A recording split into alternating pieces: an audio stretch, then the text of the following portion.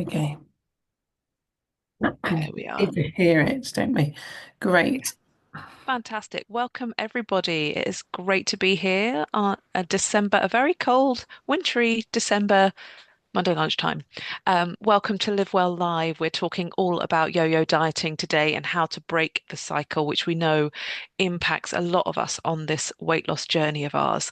So, we are thrilled to be here. We are the Boots Online Doctor team, the lifestyle medicine team at Boots Online Doctor, and we're here to share holistic help and advice on your weight loss journey to really make it a weight loss journey that sticks, that lasts, that those healthy changes stay with you for a lifetime, and it's not in this pattern of weight recycling and this yo-yo dieting fashion. So, without further ado, we will carry on.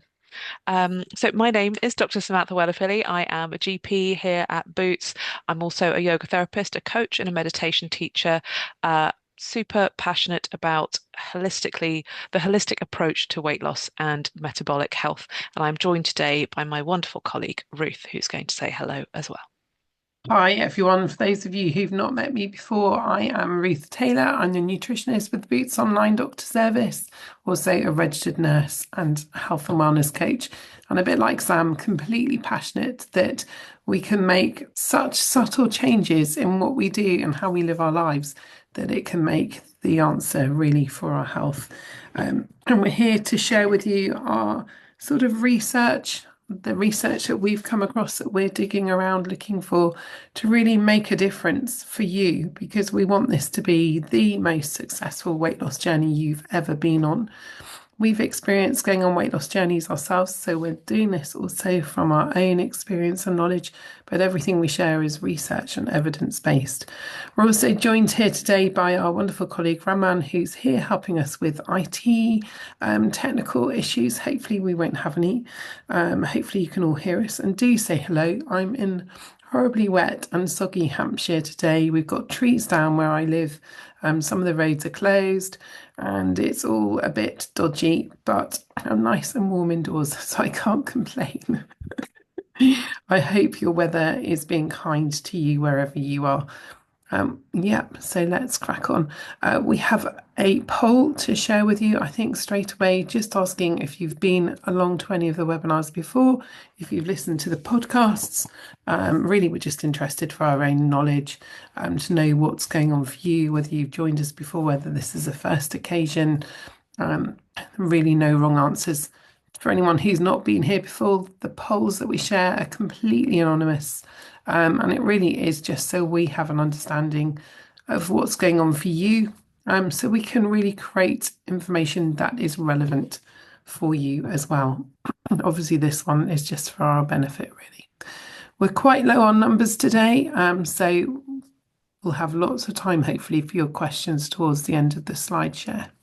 Yes, absolutely. Make the most of it because normally we are, yeah, swamped. So you might get your question answered today if you have come along with a burning question. Our question and answer box is at the bottom of your screen. So do click on it and pop your question in there. It's much easier for us to find your questions if you pop them in there. And yeah, we will get cracking, won't we, Ruth? Yeah, absolutely. I'm just going to share the poll results. I can see a small percentage of people have taken part. So about 50-50. Some people have been here before, welcome back, and some people are completely new, so welcome to you. 40% of people who've replied are here for the first time, so very, very warm welcome to you and to our regular attendees. Great. Some people have been to more than five, lovely to know. And a few of you have managed to tune into our podcasts. So that's great to know. And also, we have webinar replays available now on YouTube. So, hence the recording. Anyway, it's good to know. So, let's crack on with where we are. So, Sam, over to you. Yes. So we probably all have a good idea of what yo-yo dieting means, but we'll just do a quick recap here. What we mean by yo-yo dieting is when we lose weight successfully and then we regain it pretty quickly afterwards. Um, but what does yo-yo dieting mean to you? It what we know now through the research is this is technically known as weight recycling. Um, and what we know that if you what we know from the research is that sadly, 98% of people who adopt this approach to losing weight by the end of 5 years will have regained all the weight they've lost. That's 98%. That's, almost 100% of people will regain because what they've done is basically, or what we have done, and what I have certainly done in the past, is crash diet and to crash your calories down on a crazy, unsustainable diet that uh, is stopped as soon as a goal is reached.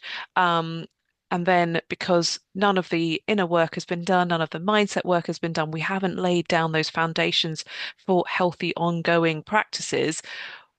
We just tend to revert back to our default, our old patterns of eating and behavior, um, and and that's where we regain the weight. But we really want to help you avoid this trap, and it is a trap. Um, and it can make, and what we know is, unfortunately, if we do this a lot, it can make things a little bit trickier for ourselves, but not impossible. And, as long as we're aware of that and aware of where we've gone wrong in the past with our approach, we can make those changes. We can put in those more solid foundations for that ongoing health benefit. Okay, so this isn't about telling anyone off, because we have been taught almost this sort of crash diet culture. So and so's going on this amazing diet, and doesn't she look fabulous in all her photos on stage or whatever?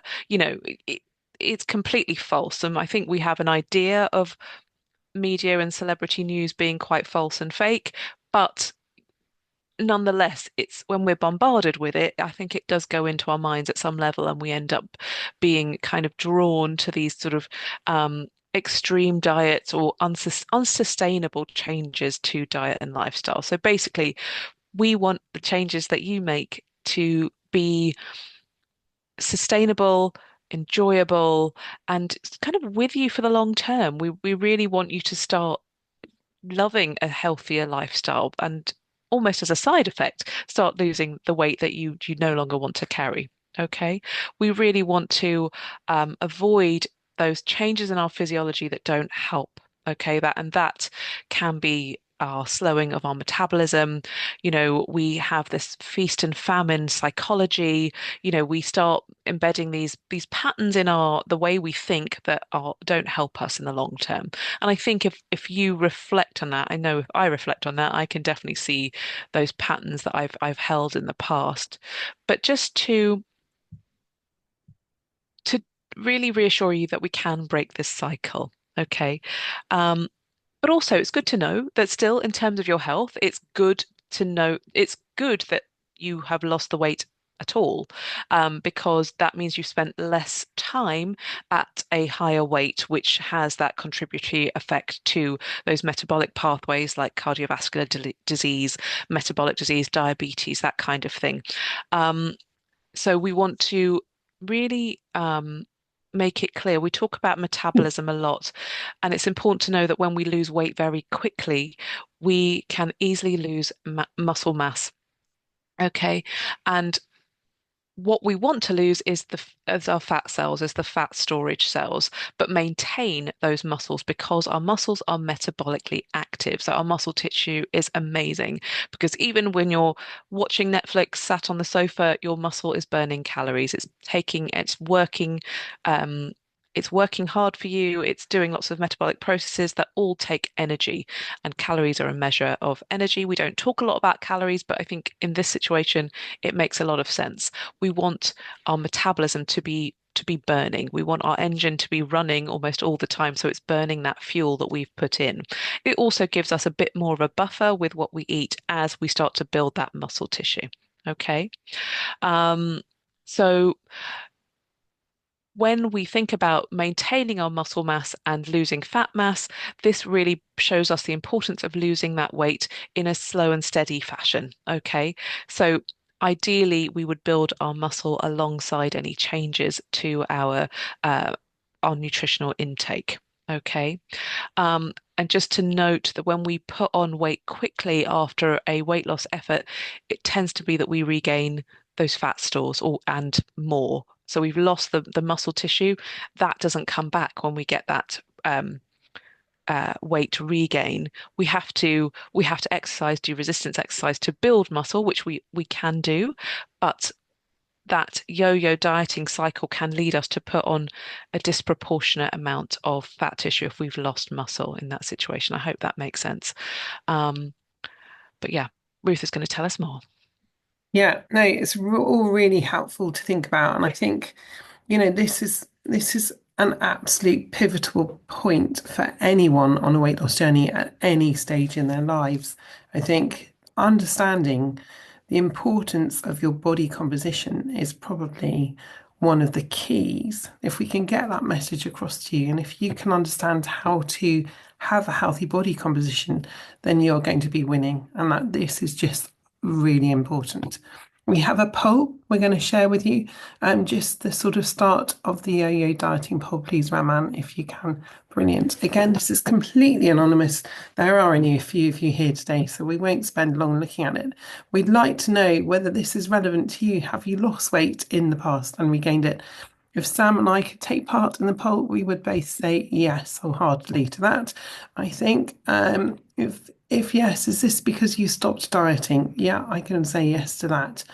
Are you worried that you might regain the weight you are currently losing? I think that is a really clear fear for many people. And how important is it for you not to regain the weight that you've lost? Well, I can see that actually everyone who's taken part in the poll of so far, all of you have been in the position of having lost weight in the past and regained it. It's staggering, isn't it? I'm not surprised at all. I think this is something we expect. It doesn't make us overly happy for everyone here, but we have the technology, we have the understanding. Stick with us. We will help you make this successful. That's all we can do. We can educate you. And if you come with us on this journey, we can help. So let's see. I can see around a few people left to answer, but let's go with it. From everyone, it's 100% across the board. Everyone has lost weight and regained it. Lost weight and regained it because they stopped dieting, are worried that they could regain the weight, and also just one person who perhaps isn't so worried about that. And also, it's really important to all of you to keep that weight off. So great, welcome, and thank you for taking part in the poll. It's really helpful for us to know that this is really important. So we're going to think a little bit more about yo-yo dieting. And we really think it's an important, really vitally important subject that isn't really talked very much about in the whole weight loss world, in the world of all of the slimming clubs that we've all probably subscribed to, been to in the past. This is not really something we talk about, but it's such an important fact. Sam's already mentioned that if you are somebody who's lost and regained weight, then your body composition is likely to have been affected adversely. So what that means is you're going to end up with a higher fat percentage than you have when you started out on this whole weight loss cycle and journey.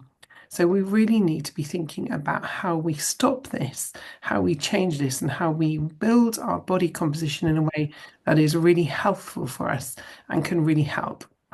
The whole psychology of weight management is part and parcel of what we need to do. We know that many people who lose weight will eventually regain it. And this is probably mainly due to mindset, because if we shift from that place of being on a diet to just cracking on with life, not thinking about it, not putting the thought in, then the likelihood is that when we lose that focus, we're going to just eat whatever we want to. We'll go back to all of the old habits unless we've made a massive effort to shift our thinking and to really get to grips with what healthy looks like and what healthy food look like and what healthy snacking might look like, because those are all the things that can trip us up and are just going to lead to those pounds going on. So you need to start getting heads around what all of those things mean, and we're going to talk a little bit about this again. So, Sam. Yeah, so let's. Oh, we've lost you.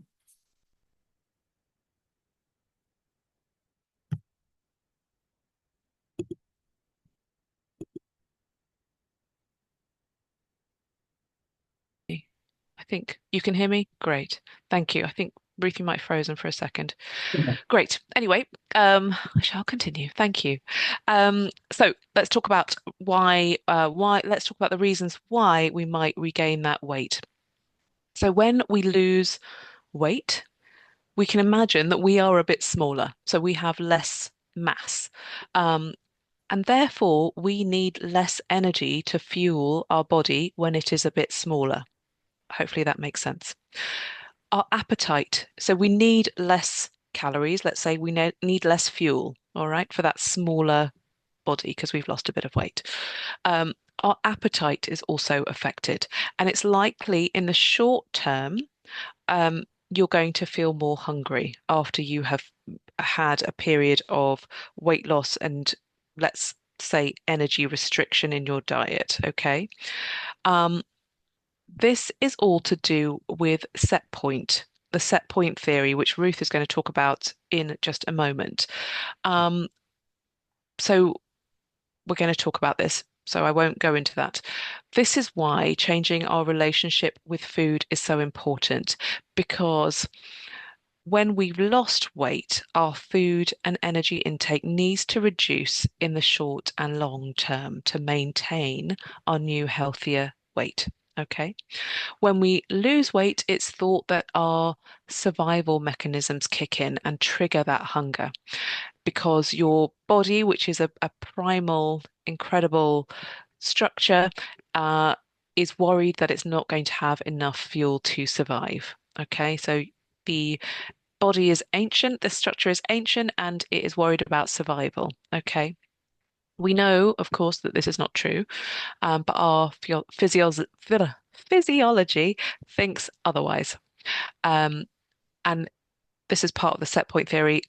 Our body will be trying to return us to our previous weight, which we were kind of happy at, physiology wise. Um, we also know that weight loss and restrictive diet have been found to suppress the production of thyroid hormones. And if those hormones are low, it tends to lead to a slight reduction in metabolic rate also. Okay, so our resting energy use will be a bit lower.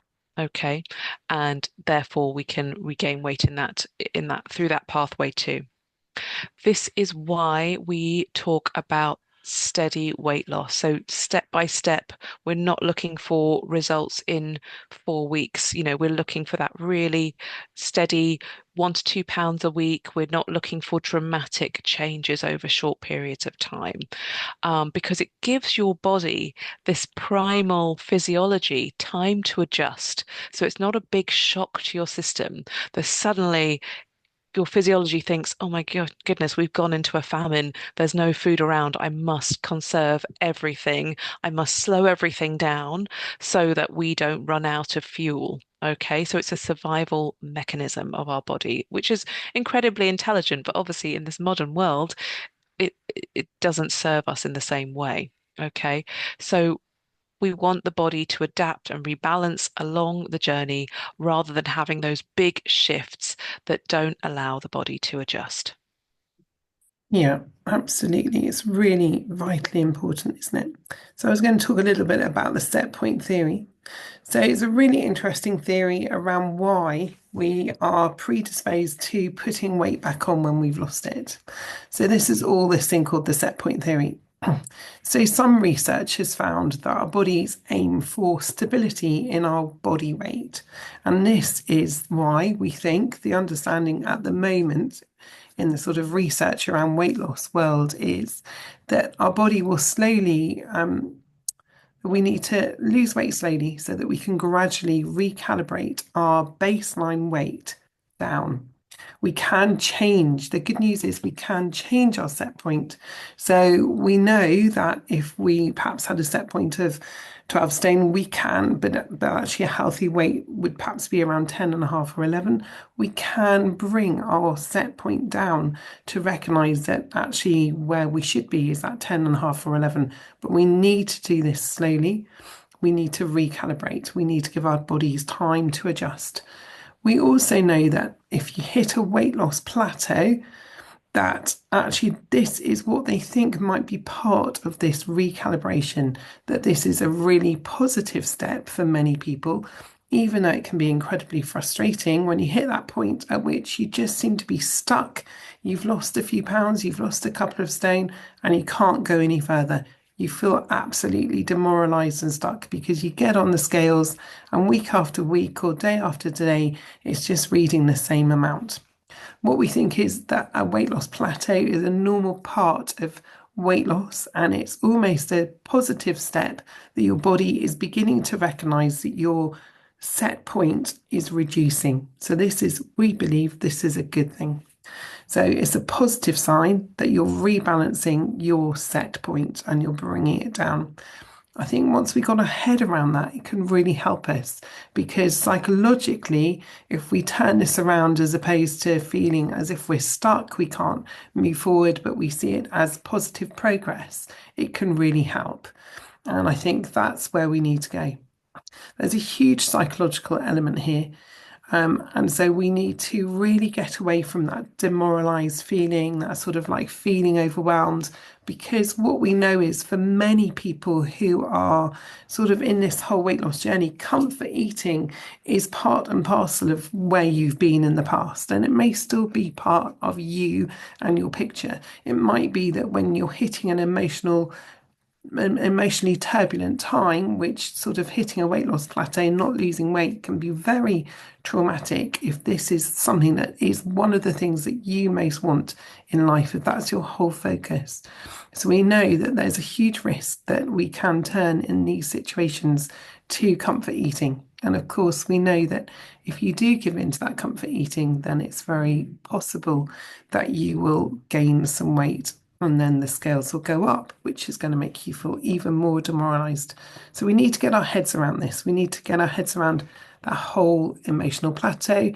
We need to get our heads around food becoming less emotionally important to us and actually just getting a different relationship with food so that we see it as a fuel to help build our muscles, to help build our body composition.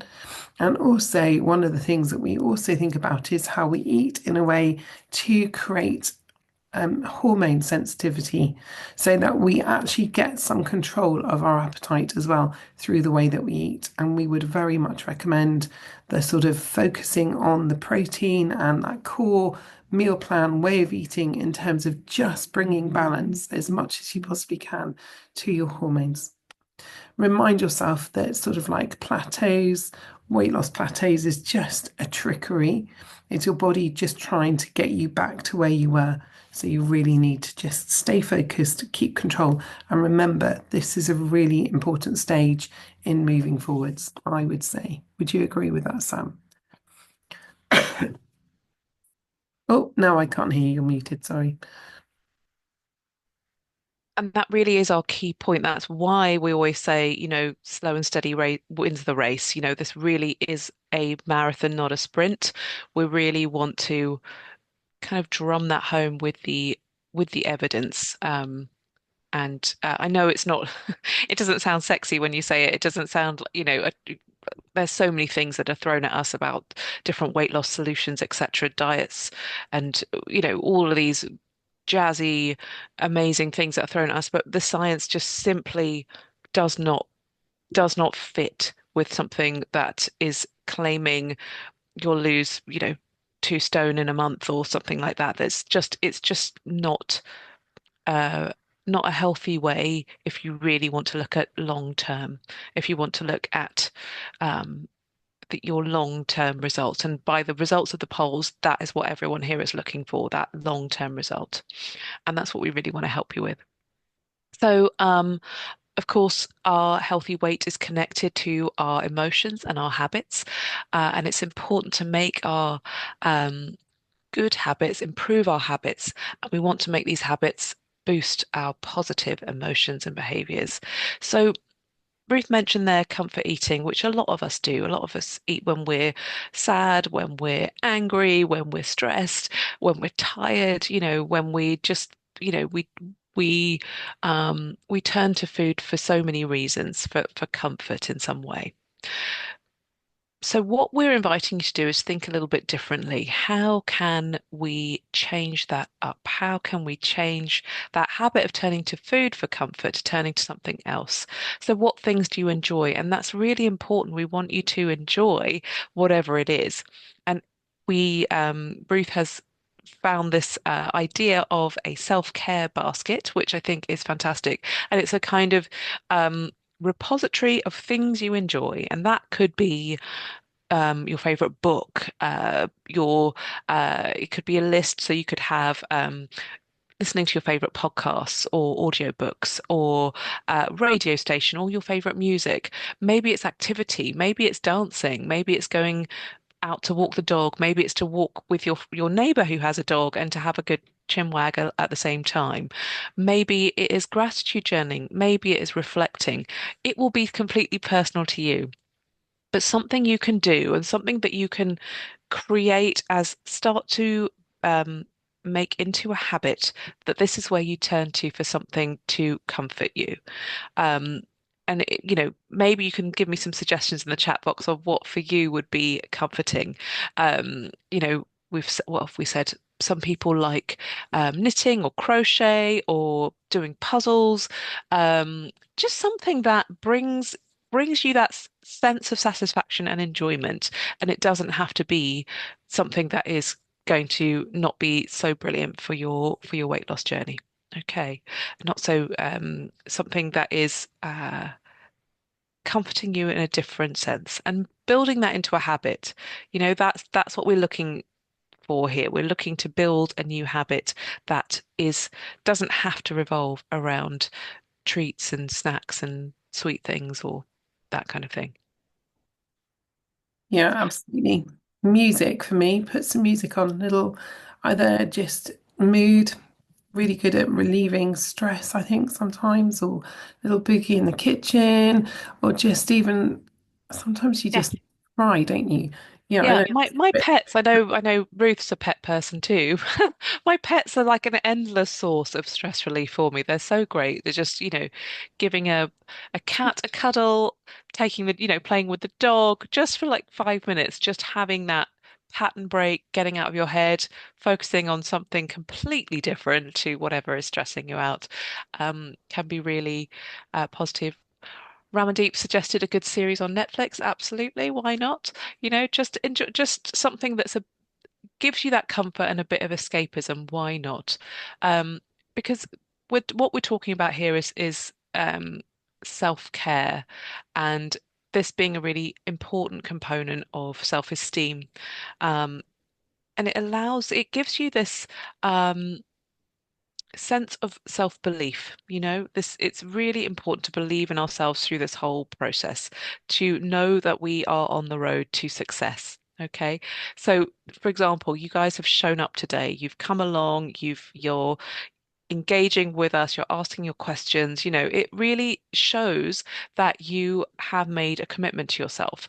And self-care, self-belief, building this inner inner strength really uh it proves to yourself that you're worth this time to come to this webinar, but also you're worth the effort you're going to on this journey. Okay, and we know there are ups and downs. It's not always easy, it's not always straightforward, but it is about that consistency of kind of just one foot in front of the other, like not thinking too far ahead, but okay, what am I doing right now? This is where I start right now. Okay. Um, so yeah, think about taking 5 to 10 minutes in your day to build that self-care basket. What would go in it for you? And let us know if you have some suggestions. Maybe other people are at a bit of a loss, but think about things that bring a smile to your face, that relieve stress for you. Um, and doing these things are likely to result in better long-term weight loss because you're changing those patterns of perhaps it's comfort eating, perhaps it is, mindless snacking, which we have all done, but we can recognize where those things are that are kind of derailing us and bring in those changes and just start slow. Yeah. I think that's Omnia has suggested walking in the morning. Fantastic. That's great. Getting some fresh air, getting some movement in the body. Fantastic. It could be having a bath. It could be lighting a beautiful candle. It could be doing some meditation, some stretches, so many things. The list is endless. Do share your suggestions because I think it helps everybody.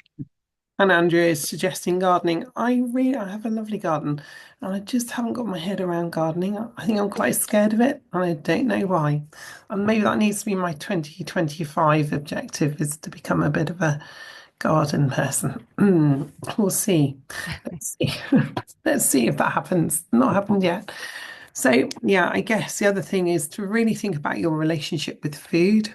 We want you to really start thinking about this and understanding that the reality of weight loss and the challenges that you're facing, we know from the poll that you did earlier, thank you very much, that for you all, for all of us, actually, for everyone here, this is a really important factor. Losing weight, keeping that weight off, not putting it back on is really important. We know there are certain steps that we can all take that can help. It isn't going to be necessarily simple. It isn't necessarily going to be easy. There will be little bits of give and take. There will potentially be a little bit of weight on. What we need to do is keep that mindful awareness because that is really important.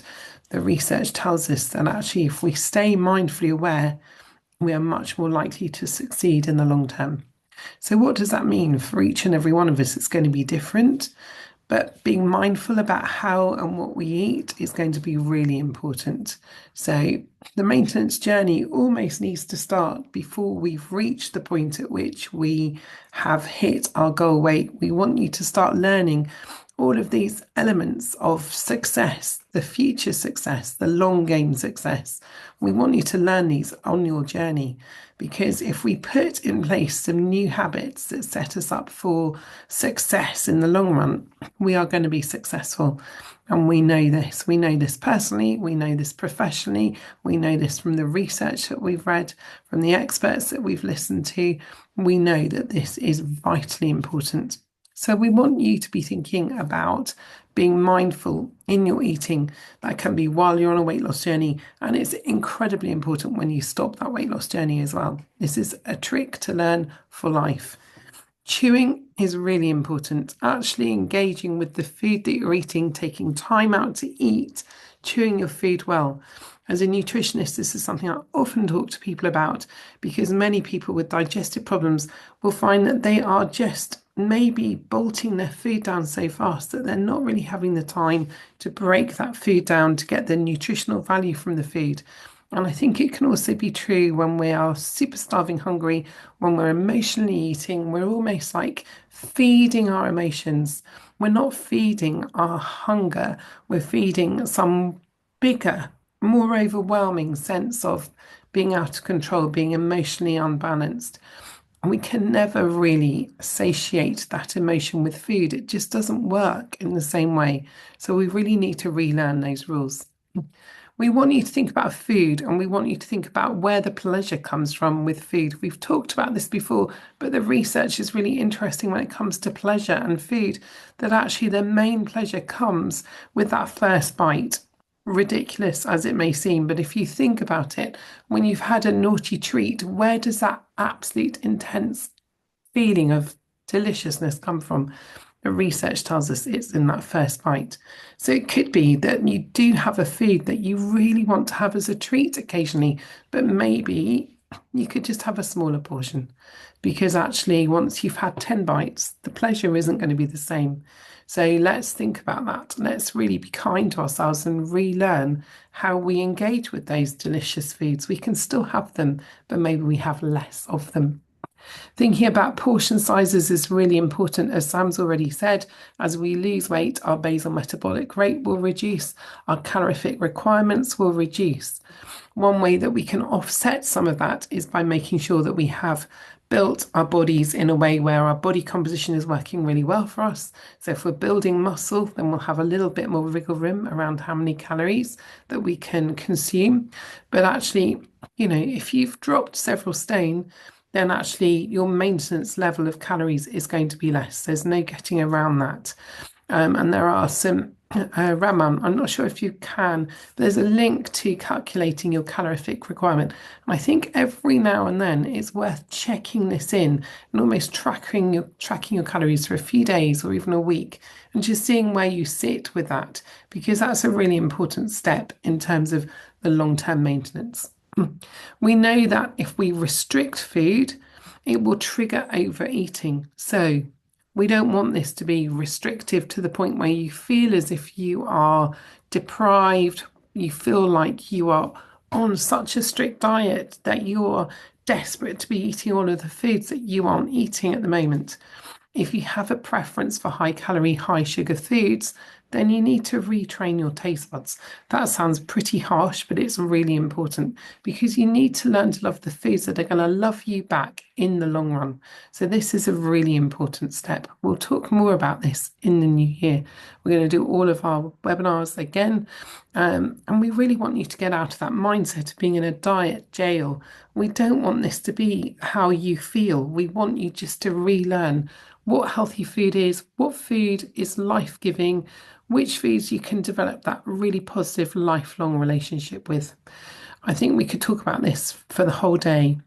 Yeah, I It's think we really could. important to move on.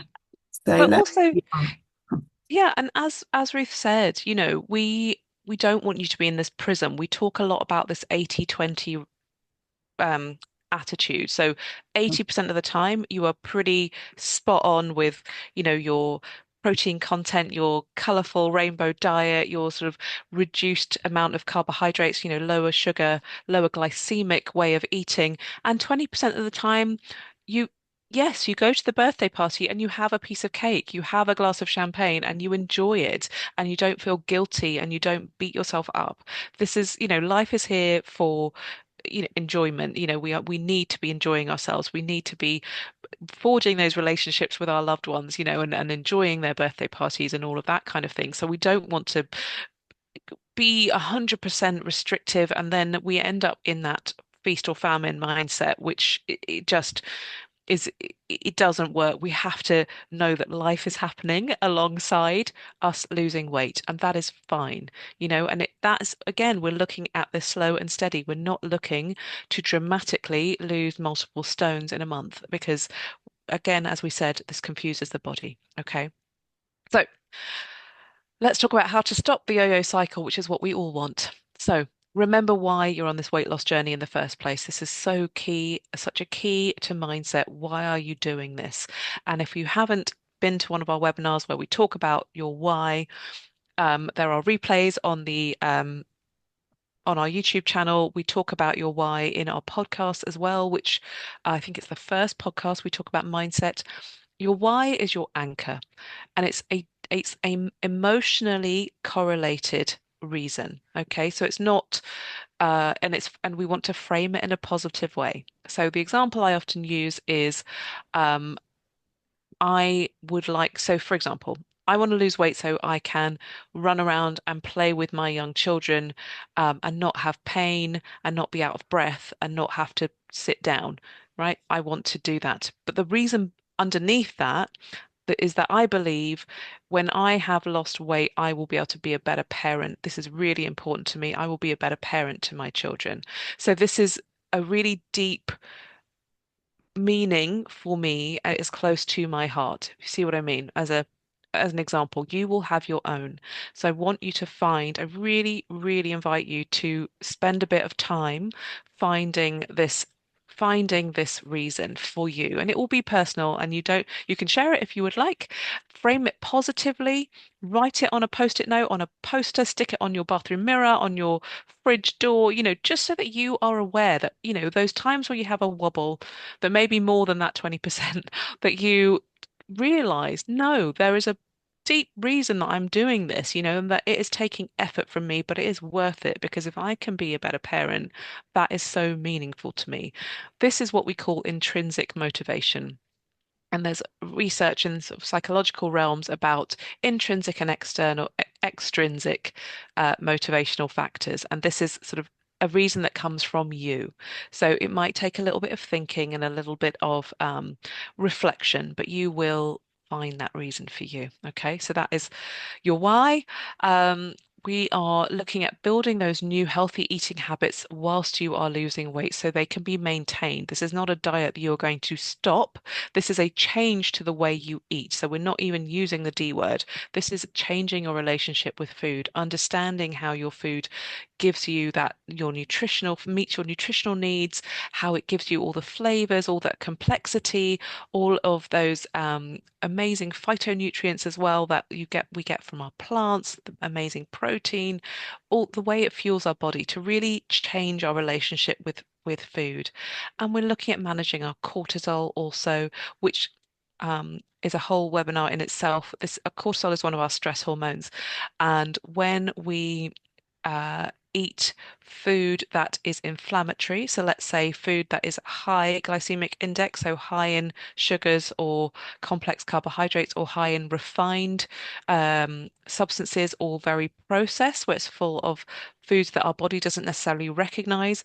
It raises that background inflammation in the body. Okay. And it can really mess about with our appetite, with our blood sugar balance, and it can really set off our cravings. So there's all sorts of things. Um, there's all sorts of ways that we will benefit from learning how to manage our day-to-day stress. Okay, because it is such a root cause of so many health issues and also a waistline that we are not happy with right now. Okay. Um, and when we talk about food, what we're eating, we really do promote a higher protein, low glycemic way of eating, and really making this a habit. So I want to just stress that when we talk about habits, once we repeat something many times, it becomes a habit, and then we don't have to think about it so much. So I know that there can be a lot to remember, but bear in mind we want you to set these up. This is the foundation so that these new healthy habits become your autopilot. So you don't have to think about them. You know, the more you repeat them, you've changed the program. So, you know, you've upgraded, you know, from the basic program of the things that haven't been serving you. You've got the upgrade, and these are now the things that your system runs more smoothly because you've got the upgrade, if that makes sense. A bit of a tech analogy that I quite like. But anyway, I hope that helps. Do ask questions because we're going over a lot today because we know that yo-yo dieting is it can be really disheartening, and we want to support you because we know exactly what that's like. Absolutely. I think we're going to make this the last slide because we're running down on time. I've just noticed it's nearly 1:45, and we do want to pick up a few of your questions. They're just as important as us talking to you about the important things. But I also have one last poll, so we'd really like to hear from you what you might do differently as a result of coming along to today's webinar. This is such an important element of getting it right. It's a really challenging time of year. Now, going forwards, we've got one more webinar next week and potentially one on the 23rd. We have noticed, though, that because it's December, really busy time of year, we're wondering if people will be coming on the 23rd. We'll definitely run the webinar next week on the 16th. It's going to be all about thriving through the festive season. So do feel free to come along to that if it's relevant to you. And we'll base our decision as to whether to run the webinar on the 23rd on the number of sign-ups that we have. If we have low numbers, then we will probably cancel that and we'll restart and see you at the beginning of January because we know that January will be potentially a busy time when people will want to refocus and come along to the webinars as well. We're very much here for you. We're also very busy, as I'm sure you know, I'm sure all of us are very busy. So it's about everybody getting the best from what we can give you, really, and us making sure that we're providing what you need at the right time. So let's have a look at what's going on with this poll. Thank you so much. It's completely anonymous, as you hopefully do realise now. Meal planning and preparation is one of the top answers so far. Getting and keeping active. Lots of people are going to be doing that. And practicing mindful eating and managing portion size. Really great to see lots of things happening for all of you. Thank you so much. I'm going to end the poll now. We're going to end the slides as well. and we are going to come to your questions. So thank you for that. Sam, let's have a quick dive in and see. Okay, so question about protein and low appetite. So that's interesting. Um, Kind of ties into what you were talking about earlier in the week, Ruth, with low appetites. Yeah, very much so. I think if you really are struggling to eat very much, you probably need to really focus on building even a small plate with the right percentages of food. Really working out what protein levels should be across the day and see if you can manage to bring that in maybe on 3 or 4 occasions. So work out your daily protein requirements and then break that down by 3 or 4 occasions when you're going to build that up over the course of the day.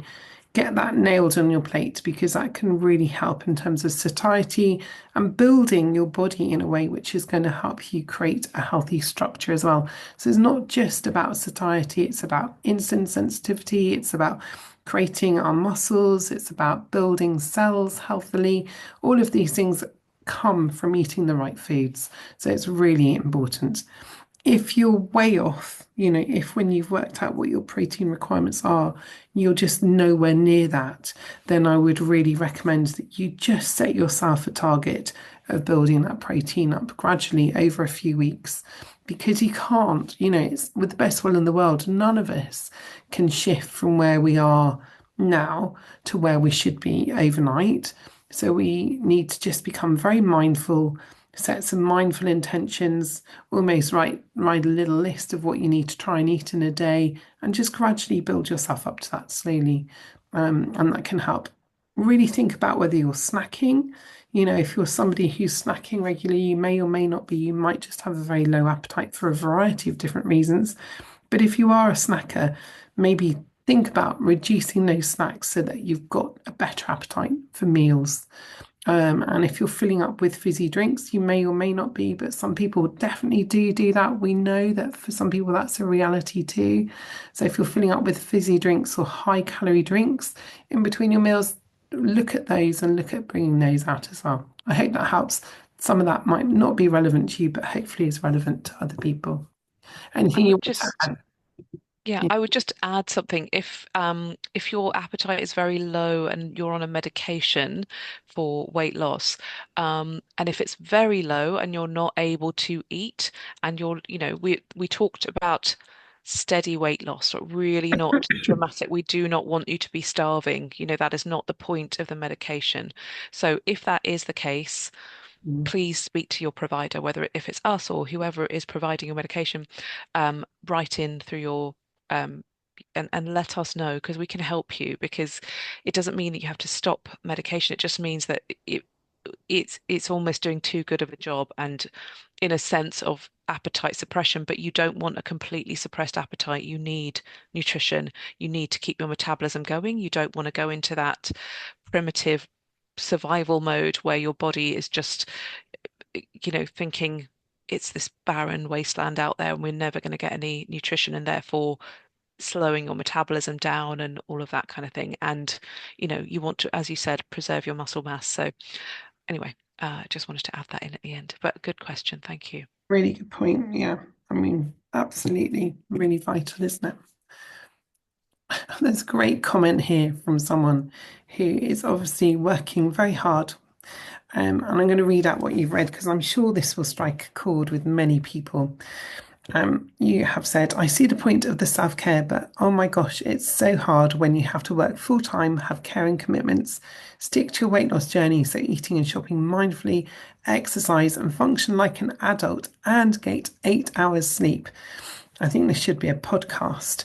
It's so hard to do it without dropping something. Oh, thank you so much for just bringing Yeah, that just reality. saying it. Literally, thank you. We really get it. We know. If that feels overwhelming, I would say, I don't know about you, Sam, I'd say start with the basics, just the self-care. You know, food is self-care. So make it simple, make a little shopping list, do some bulk cooking, do something that means that you don't have to be thinking about this so hard because it is really hard. And You, also, if you're trying to think of something extra to do on top, whereas some of the things you've said already, so as Ruth said, eating could be self-care. You could eat your meal mindfully. That is self-care. At some point in the day, you'll probably have a shower. You can do that really mindfully and use, have a lovely um, bath shower gel or soap or what have you, or light a candle or something like that. Like make it something a bit more special because it's something you would do anyway, and you're not adding anything extra. Do you know what I mean? So just making use of the things you already do, like the activity. So activity is already self-care, but doing it mindfully and celebrating yourself as you do it and doing something you enjoy, not something that you find a massive chore. But you can turn your shower or your bath or even putting on your face cream at night into a really lovely ritual for yourself and bring in your gratitude as you do it, a thankfulness at the same time. It doesn't have to be a completely separate activity that takes up X amount of time if you don't have it. And I totally relate that to that. And Ruth does as well. We're both we're all busy, we are in this cult of busy these days. So yeah, we and it we is the totally activity, appreciate that. but actually just one little act for you. I think just make it as simple as you can, and do not overwhelm yourself because that's just really, really tough. Yeah. Yeah, somebody is saying that they don't particularly enjoy eating meat other than fish, so how can they increase their protein intake? There's loads of proteins that you can eat that aren't meat and aren't even fish. So things like, let's think, lentils, chickpeas, all of the pulses, nuts, tofu. Some people love it. I personally have never found a recipe I love for tofu. Some you may be different. Quinoa is a fantastic source of protein. You can get eggs, you either love them or you don't. Again, but it's about and variety. And actually, even if you are a meat eater, the research suggests that actually for our gut microbiome, for our overall health, we need to be mixing it up.